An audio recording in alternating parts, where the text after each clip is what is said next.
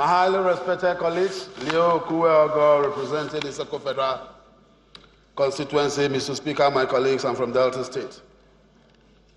I think it is important that we look at the fundamentals of what actually is happening to us as a nation. And I state with all emphasis that probably before I will touch on the fundamentals, how we got this way, there is the need for us to see the blessing in this recession. I think the hour and time has come for us to look inward. We should not bother ourselves with anything that bothers on political lineage, but look at our great nation, because there is a challenge confronting us today as a people. Mr. Speaker, my colleagues, we have decided to be very, very economical with the truth at every given time. And I state with all emphasis that let's take a look at even the Constitution of the Federal Republic of Nigeria. Draw reference from the provision of Section 44, sub 3. It has placed all mineral resources in the hands of the federal government. And what has it created? It has created what I call probably state-tied system of government, where people come on a monthly basis, in line with the provision of Section 162, to share money from the federation account, go back home, and nobody bothers himself.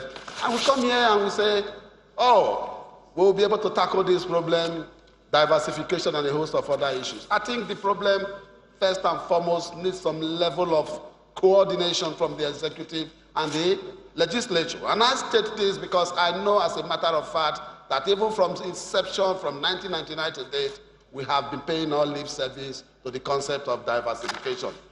Our ministers came here. Nobody was able to look at the issue of the challenges in line with the volume of mineral resources we have as a nation. Where we will get the level of specialization from. Everybody is interested in the oil that we get today, and today, thank God, the price of oil has dropped. I think we have vast land, agriculture. Get to Gombe, you will see what land is uranium saturated in Gombe. Get to Kaduna, Kaduna has gold. Get to even Ondo State, bitumen there. But nobody is looking at it because there is lack of specialization, and the federal government have carried the responsibility that is not supposed to be it.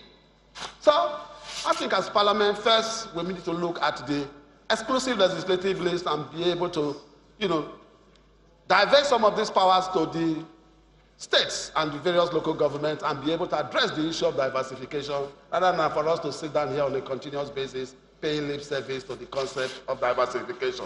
But how did we get to this bad journey? Or how did we get to this particular bus stop? Mr. Speaker, first I can state that our economy is the largest in Africa. It was the largest in Africa. Far back, just 2015. It was one of the fastest growing economies. And from nowhere, we find ourselves in a comatose. And what led to this? And I state with all emphasis that they were all humanly created. Lack of clear-cut economic policies were our major problem. Inconsistencies in policies also contributed to this whole crisis. And I'll give you a very clear example. One of the major things that created one of the major capital flight in our country from the beginning of this issue was the policy that borders on the foreign exchange policy, and which was the domiciliary account.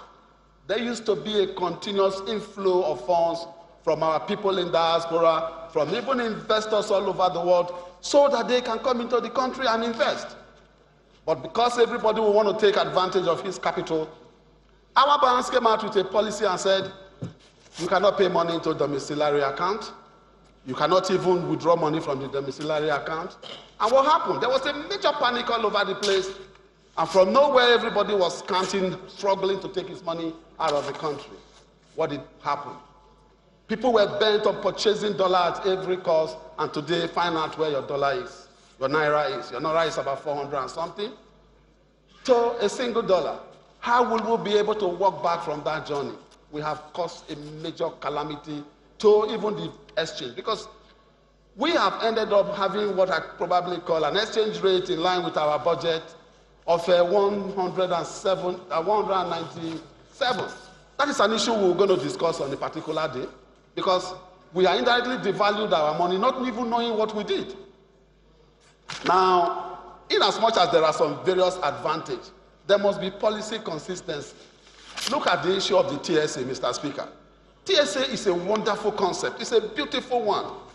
But what did we do? We ended up carrying all the money, dumped them in central bank, and at the end of the day, nobody is even interested in asking, what is the negative effect? You have indirectly deflated the economy because lost the opportunity of the multiplier effect of money that was in the central bank. So I think we need to sit down as a people, be able to speak truthful to ourselves, and avoid this concept of probably also going abroad to tell Nigeria or to tell other people at the world that my people are not very good people, they are groups of thieves, because indirectly you are demarketing your country. So we should be able to sell our country where we need to sell it and be able to market our country in a very positive direction so that people can invest, come into our country to invest. Every nation is looking for an opportunity. So at every given opportunity, we should sell our country rather than demarketing the country. Thank you.